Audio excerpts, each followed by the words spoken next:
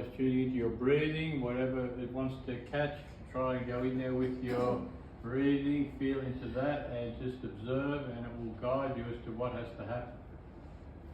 Maybe some other point in the body has to let go to just get a bit more scope back up into the area that's catching. This is how the pose and repose communicates, and it's just following that guidance, inner guidance, which is Guru Purnima, your inner guide, guiding you to the light of consciousness of freedom in your body, by means of your breath and your intelligence, your higher mind. Guru Purnima.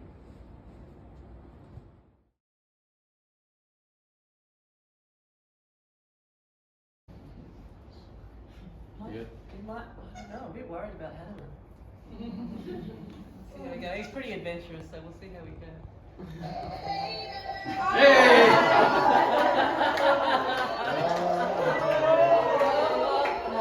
Krishna Krishna Hare Hare Hare Rama Hare Rama Rama Rama Hare Hare Hare Krishna Hare Rama Rama Rama Hare Hare.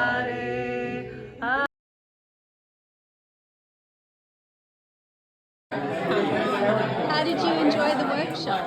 It was wonderful. You felt realigned, stretched, and deeper breathing. It was wonderful.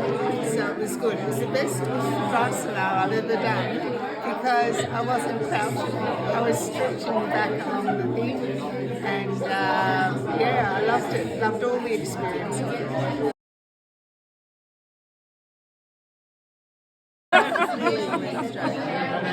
How did you enjoy the workshop?